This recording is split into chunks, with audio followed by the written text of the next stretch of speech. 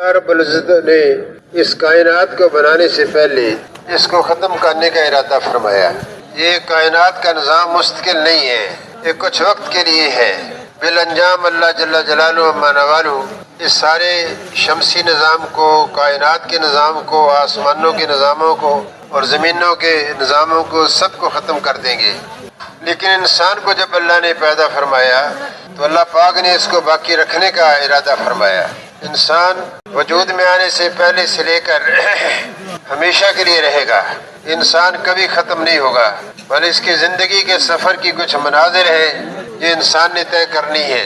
جب آدم علیہ السلام کو اللہ نے بنایا تو اللہ پاک نے آدم علیہ السلام کے پہلو سے اماں حوا کو بھی پیدا فرمایا۔ ہم اور آپ سارے کے سارے عالم ارواح کے اندر آدم علیہ السلام کی پشت سے نکلے ہیں۔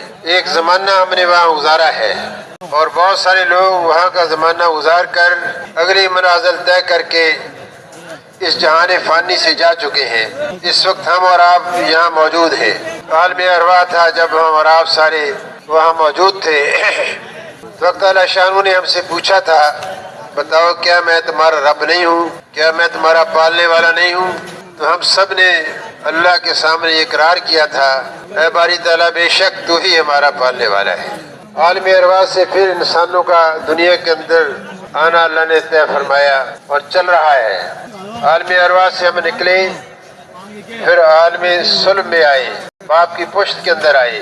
مولانا محمد عمر پالنپوری رحمۃ اللہ علیہ فرمایا کرتے تھے کہ انسان جس مادے سے بنا ہے باپ کی پشت کے اندر عالم صلب میں وہ مادہ اللہ پاک نے کائنات کی چیزوں سے جمع کیا، سورج کی کرنوں سے، چاند کی روشنی سے، سبزیوں سے، غلوں سے، بارش کے قطرات سے، صحراؤں کے ذرات سے اللہ نے جمع کیا اپنی قدرت سے باپ کی پشت کے اندر۔ وہاں سے حق تعالیٰ شانو نے ہمیں اور آپ کو عالم بطن کے اندر منتقل کیا۔ عالم بطن ماں کا پیٹ کا زمانہ، وہاں اللہ رب العزت نے ہمیں اور آپ کو منتقل کیا۔ ایک مادہ کی شکل تھی، ایک مائع کی شکل تھی۔ اللہ جل جلالہ عما نوالہ بڑی قدرت والے ہیں، اللہ کی قدرت بہت بڑی ہے۔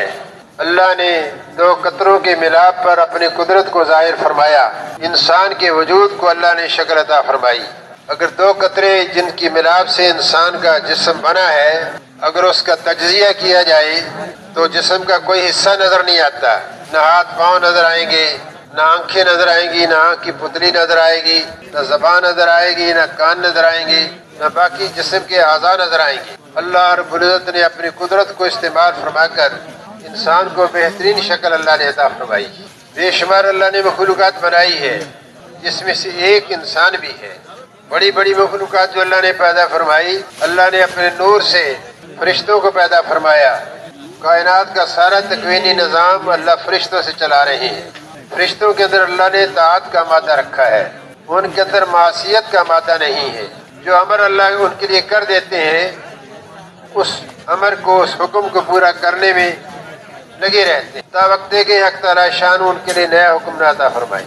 وہ اللہ کی بندگی میں ہے، اللہ کی طاعت میں ہے، اللہ کی نافرمانی کا مادہ ان کے اندر اللہ نے رکھا ہی نہیں ہے۔ اور ایک روایت کے اندر آتا ہے کہ جب اللہ پاک نے اپنے عرش کو بنایا تو اللہ نے فرشتوں کی جماعت کو حکم فرمایا اٹھاؤ میرے عرش کو، تو فرشتے چند کلمات پڑھتے پڑھتے اٹھے اور اللہ کے عرش کو تھام لیا، اور قیامت تک وہی کلمات پڑھتے چلے جائیں گے، اللہ کے اسی حکم کو پورا کرنے میں لگے ہوئے۔ اللہ نے وہی ان کی عبادت، وہی ان کی تسبیح بنائی ہے۔ یہ وہ مخلوق ہے، نورانی مخلوق، ملائکہ، فرشتے، جس حکم کا اللہ نے انہوں فرما دیا اس حکم کو پورا کرنے میں لگے ہوئے ہیں۔ اللہ اکبر۔ بارش کے برسانے میں فرشتے مقرر ہیں، فصلوں کے اگانے میں فرشتے مقرر ہیں۔ فصل سے ایک اناج کا دانہ وجود میں آتا ہے، ہر دانے کے ساتھ اللہ فرشتہ لگاتے ہیں، جس کے مقدر میں، جس کے حلق میں جانا اس دانے کو اللہ نے اس کے مقدر میں لکھا ہے۔ فرشتہ جب تک اس کھیل کے اندر اتر نہیں جاتا وہ دانہ اپنا کام کرتا رہتا ہے۔ یہ اللہ کا ایک بہت بڑا نظام ہے فرشتوں کا۔ سورج کے نکالنے پر فرشتے مقرر ہیں۔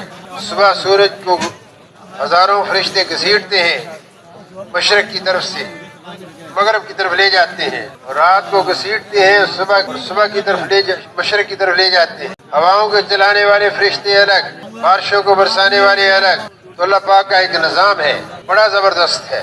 فرشتے اللہ کے حکم کو پورا کرنے میں کمی نہیں کرتے، سستی نہیں کرتے۔ جب یوسف علیہ السلام کو ان کے بھائیوں نے کنویں کے اندر ڈالا تو اللہ نے ایک فرشتے کو حکم فرمایا، یعنی کون سے آسمان پر فرشتہ تھا، فرشتے کو حکم فرمایا کہ بچاؤ یوسف علیہ السلام کو۔ آسمانوں سے فرشتہ اترتا ہے اور کنویں کی تہہ میں پہنچنے سے پہلے اس کو تھام لیتا ہے۔ بڑے متکبر تھے۔